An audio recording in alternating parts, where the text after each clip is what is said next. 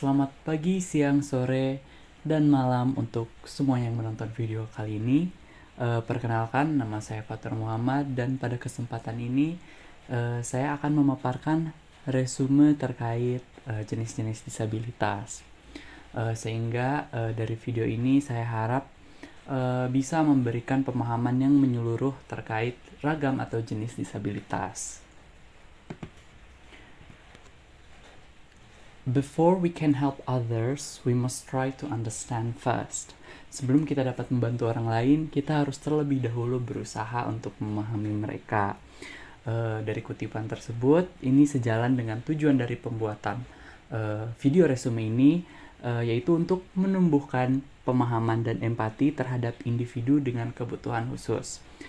Sehingga dalam video ini saya berupaya menjelaskan pengertian, karakteristik, dan juga hambatan dari berbagai jenis disabilitas. Dengan memahami setiap bentuk perbedaan kemampuan, kita diharapkan bisa membangun lingkungan yang lebih inklusif serta menghargai potensi yang dimiliki oleh setiap individu tanpa memandang keterbatasannya.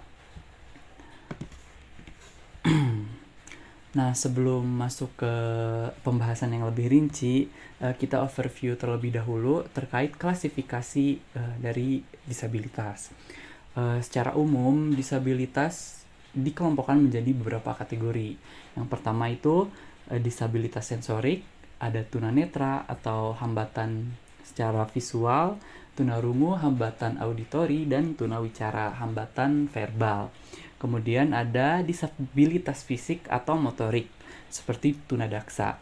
Yang ketiga ada disabilitas intelektual dan perkembangan, termasuk di dalamnya yaitu ada Autism Spectrum Disorder atau ASD dan Attention Deficit Hyperactivity Disorder atau ADHD. Kemudian yang keempat ada disabilitas sosio-emosional atau tunalaras. Kelima ada kesulitan belajar atau learning disabilities, dan yang terakhir ada gifted atau anak berbakat. Next. Oke, yang pertama itu kita masuk ke disabilitas sensorik, yaitu tunanetra. Tunanetra itu adalah individu yang memiliki keterbatasan penglihatan sebagian maupun total. Meskipun sudah dikoreksi dengan alat bantu sebagaimana yang telah dijelaskan oleh WHO pada tahun 2011. Karakteristik individu tunanetra antara lain adalah mengandalkan pendengaran dan indera peraba untuk aktivitas sehari-hari, dan juga seringkali membutuhkan alat bantu seperti tongkat atau anjing pemandu. Kemudian hambatan yang dihadapi meliputi kesulitan mengakses informasi berbasis visual seperti buku, tanda jalan, dan lain sebagainya. Kemudian keterbatasan mobilitas jika tanpa adanya bantuan, dan juga serta kesulitan mengikuti pembelajaran visual di sekolah. Kemudian berdasarkan tingkat penglihatannya, tunanetra itu dibedakan menjadi dua, yaitu tunanetra total yang dimana sama sekali tidak memiliki kemampuan melihat, dan tunanetra sebagian atau low vision yang sebenarnya masih memiliki penglihatan namun sangat terbatas dan juga membutuhkan bantuan alat optik. Kemudian masih di disabilitas sensorik, yaitu tunarungu. Tunarungu adalah individu dengan keterbatasan pendengaran baik sebagian maupun total, sehingga mengalami hambatan dalam komunikasi secara verbal.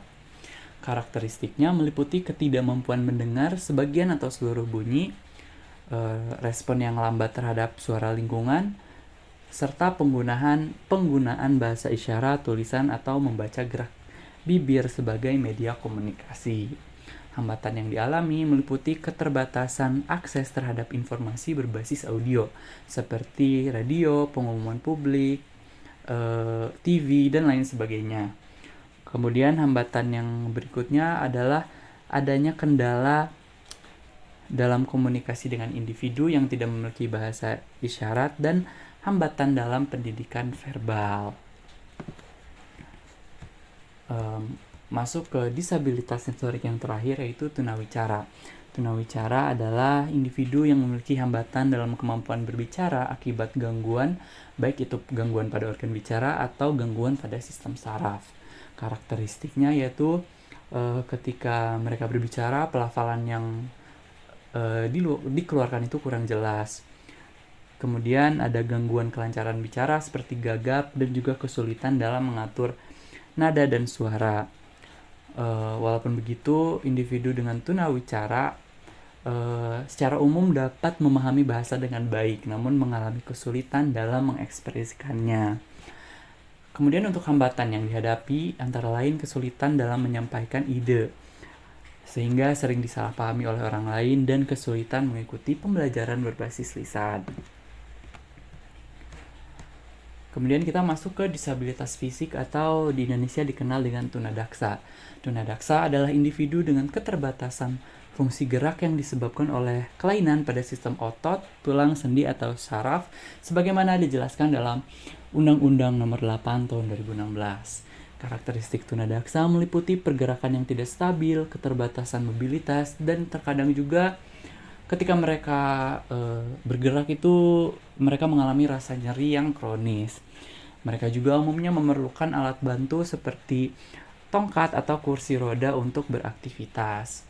Kemudian terkait hambatan yang dialami oleh individu tunadaksa mencakup keterbatasan akses terhadap fasilitas umum seperti transportasi maupun bangunan, kesulitan mengikuti kegiatan fisik, ketergantungan pada alat bantu, sehingga masih banyak stigma bahwa individu dengan tunadaksa itu tidak mandiri.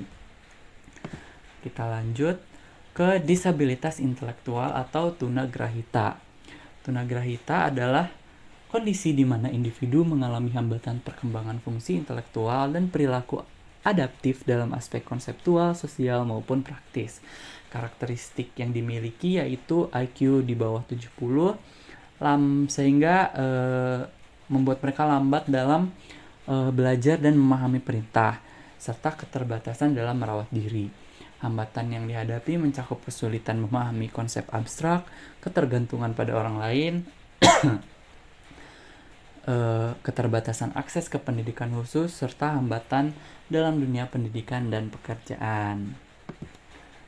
Kemudian kita masuk ke disabilitas perkembangan, yaitu Autism Spectrum Disorder atau ASD, yang dimana ini adalah gangguan perkembangan neurobiologis yang ditandai oleh defisit pada komunikasi sosial serta pola perilaku yang terbatas dan repetitif, sebagaimana dijelaskan dalam DSM-5 tahun 2013.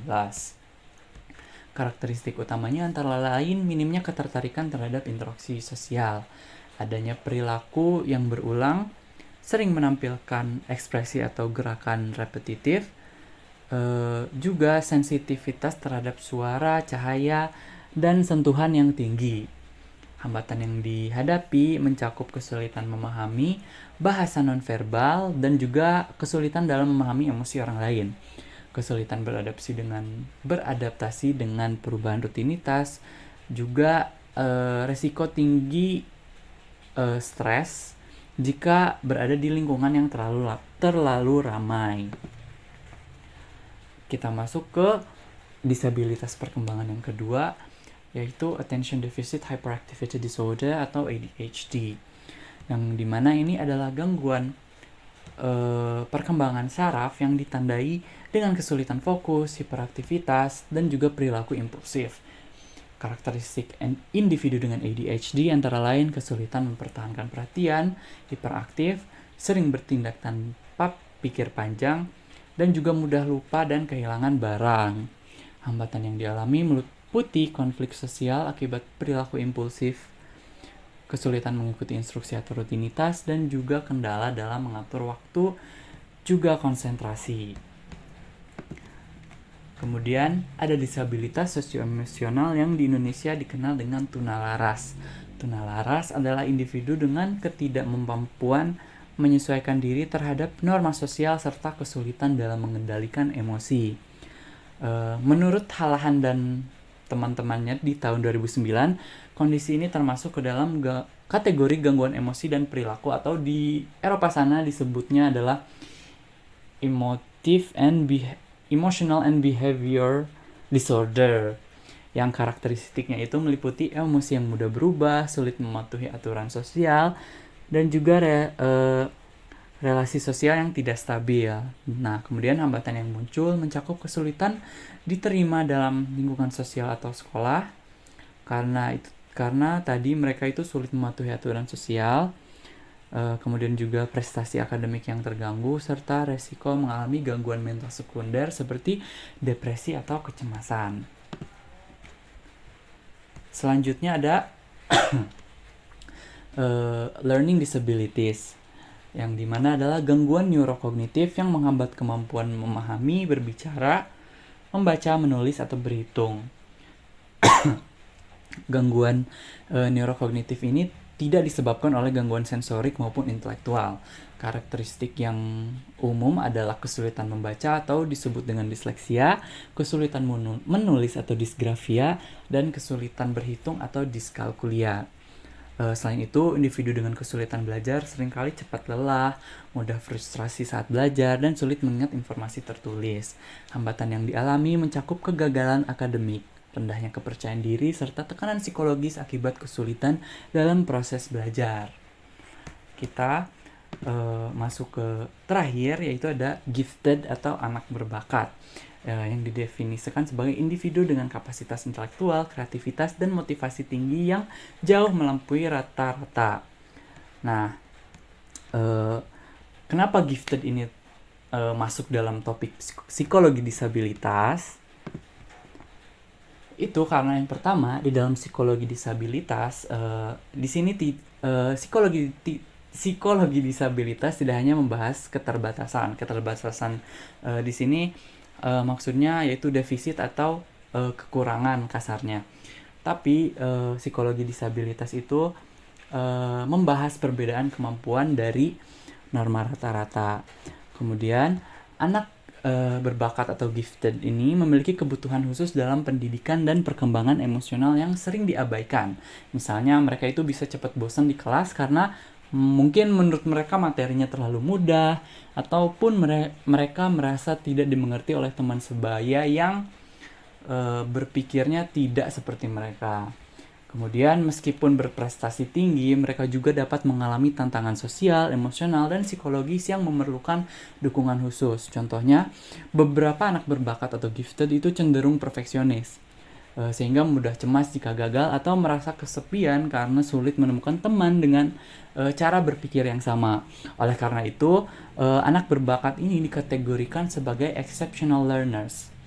Exceptional learners itu adalah individu dengan karakter ekstrim, baik ekstrim di bawah rata-rata maupun ekstrim di atas rata-rata.